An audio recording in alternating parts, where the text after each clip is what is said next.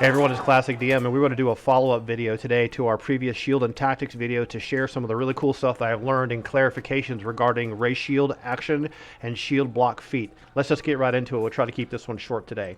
So as you remember last time in the other video, we had kind of a fictitious scenario set up in the bottom of the Glacial Rift of the Frost Giant Jarl, just a map I'd done a long time ago, where we had two minis, one character raising a shield, one not raising a shield, but still wielding a shield, and we had some bugbears and darkness and things like that. So since I did that video, a lot of really cool people in the community said, hey, I think you're getting this one thing confused. So I wanted to actually clarify that and create kind of a living document of the things I've learned. So maybe it will help you too when you're trying to figure these things out in your game. So in the video, I was actually confusing the Ray Shield action with the Shield block feat.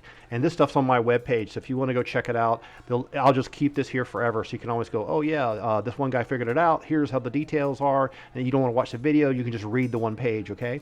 So the Ray Shield action is a bonus to armor class until your next turn only. Shield doesn't take any damage if you get hit. It's just giving you the benefit of having a higher armor class. So in this situation, okay, let's take this guy right here. This guy right here, right? He's got a shield equipped. We get all the bad guys out of the way. He's got a shield equipped, right? He has said he's raising his shield, so therefore he's going to be doing this, right? He's raising his shield. So he decides to do that at the end of his turn. He doesn't do that in the middle of a fight when someone else's turn is. He's worried that maybe this bugbear who's over here, he uses up all his actions. As far as last action, he uses the action, raise shield. And then when the bugbear does come along, start to hit him, guess what? Now he's got a bonus to armor class based on what kind of shield he has. But now, he may have the feat. Let's just say it's Valeros, right? Remember Valeros from the other day, or it's a champion with the feat or what have you? So say he's that dude, and the bugbear takes a swing at him, and it actually does blow through the AC, and he does land a hit. The fighter can use the shield block feat, which is a reaction. So, but he gets to decide when to do this after the damage roll. And this is the thing to me, it's like caught me off guard, because as a video game designer, we have procs, and we have things like riposte and things like that are happening in the game. These things are automatically happening. But on the tabletop game, this is a very cool tactical decision for you to do. So you can actually wait and see how much damage you actually took first, and then you use this heroic reaction, which you can see described here on the right-hand side, where you physically block the incoming attack. That's where the damage reduction event occurs. Now, that doesn't mean you get to block all the damage. You got to look at the shield and look at the hardness value and all these kinds of things. But this can only occur if you previously said you use the raise shield action. So make sure I got that right. If I was just running around and I had a shield on and I blew all my attacks, and this other bugbear runs over and starts walloping on me, right? I don't get the bonus to AC, like you saw on Valeros on his character sheet right down here at the bottom with the shield raised and without the shield raised. So this situation, the shield is not raised. And if he gets hit, he doesn't get to use the shield block feat. He doesn't get the reaction. It can only occur if you're using the raise shield action. So it's like a second and third tier, and then the fourth part of it is you get to choose whether you want to use it or not, because your shield might get blown up and blown to bits. All right, so that's kind of tricky, and I wanted to kind of clarify that. Let's hope to the lords of game out there. I still haven't got it screwed up. So if I got it screwed up, please correct it, because I want to get this thing right, because I love melee in games. I want to make sure the melee's done right, especially when I start running stuff. So let's go through this a little bit trickier. So only when the trigger is satisfied, right? This is what tripped me up. And I had to ask clarification. Nathan Fish was totally awesome about answering this for me. When the action's satisfied, like, you know, attack opportunity, anything in the game that has a reaction-oriented thing to it, only when that trigger is satisfied do you get to use it. You can use can. One little three-letter word. You can use reaction or free action, though you don't have to use the action. I'm like, whoa, whoa, whoa, whoa. You're using two different words here, action and reaction. So this is where it threw me off. As a guy who writes books and every single passive voice phrase and everything drives me batty, instead of it said you don't have to use the reaction, I'd have been like, cling, I got it, and I'm not stupid anymore. But I didn't catch that. I thought I was talking just about some other action. So you basically get the option, right? The option to not use the reaction. So make sure that's really clear. If you've raised your shield, right? Where's our raise the shield dude? If you've raised your shield and some joker runs over there and starts swinging at you, in fact, two jokers get turns to come hit you, right? You just got the AC bonus. First guy takes a swing, he doesn't even hit you. Well, there's no reason to do anything. You don't get to riposte or something like that. And then the other guy gets to come along and he nails you and he hits you for 8 damage. And you're like, you know what?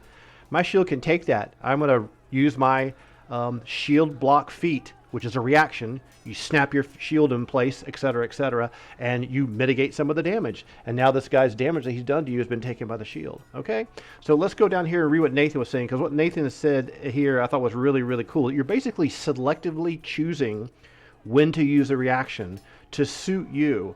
And thematically, that kind of means like you're so awesome at fighting that you can decide at the last millisecond whether to do a counter punch. Okay, I'm a big UFC fighter fan, and fighters don't just throw a counter punch out of thin air just because they don't plan it in advance. There's milliseconds of instincts that say this guy's throwing an overhand right, I'm going to come in with a left underhook, you know, and things like that. So, or shovel hook. So this is the same kind of thing, which to me is very tactical. It means the shield is going to be this thing in your back pocket.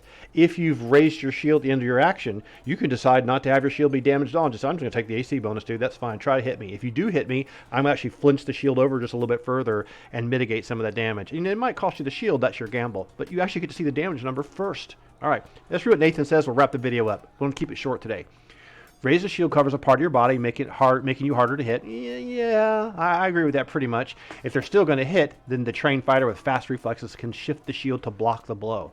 So you're holding the shield up, the guy takes a swing at you, and as that overhand swing, or like, let's just look at this mini here, right? This guy's doing an overhand, big, nasty overhand, right hand, one-handed weapon, Morningstar swing on me. I've got my shield up. He still is going to roll, still going to hit me. I can tell what that is. I can go, wham, this guy's using an orthodox position. I can hold up my shield the last second, just raise a little extra more and deflect the blow so that some of the damage is going to be mitigated by the shield. But here's the key. Only when he wants to. So you don't have to do that. You can which is in real life, we would never do that. We'd be like, screw that, dude. I'm not letting that guy hit me. I don't care about the damn shield. Because we don't care. Because in real life, we don't fight through entire dungeons, right? If you get in a fight in the street, hopefully that's the only fight you're in the street your whole life.